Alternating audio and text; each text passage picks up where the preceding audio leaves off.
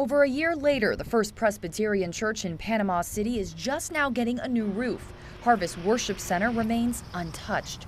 We showed you both of these churches earlier this year, and like many in Bay County, the lack of money and resources have prolonged the rebuilding process. The estimated cost is between $3.5 to $4.5 million for the sanctuary and the education wing.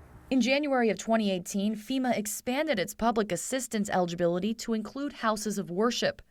But when federal officials approved the new amendment, they didn't foresee it being set in motion later that same year. 17 area churches are going through with the FEMA process, one of them, North Star Church. We thought that it was a really great opportunity.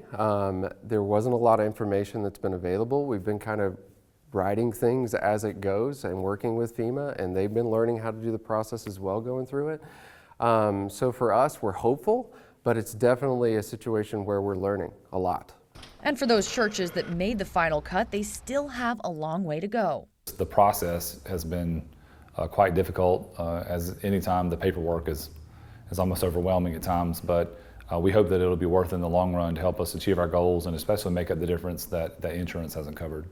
FEMA has approved more than $6.8 million in grant reimbursement funds to go to these impacted churches in the Panhandle. We are very thankful for the help we've been given, but I think a lot of people think that FEMA's handing out big pots of money, and that's just not the case.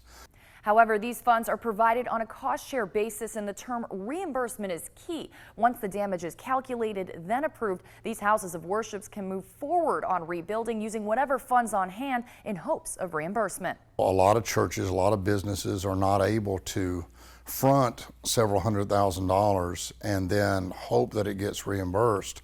FEMA Representative Jim Homstead says this is the way the process needs to work.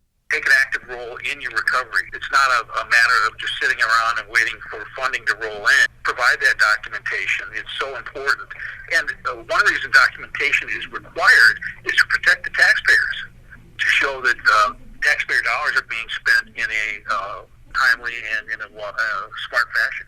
Other churches have taken recovery into their own hands, relying on savings, donations, and fundraising to help acquire the necessary funds. This is not a crazy idea.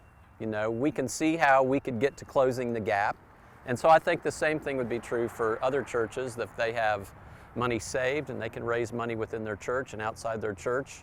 But for everyone, it's a learning experience. We've all learned a lot through it. We've learned how strong we are as a group of believers, and we've also learned what it means to help our neighbors and be the true family that we're all called to be.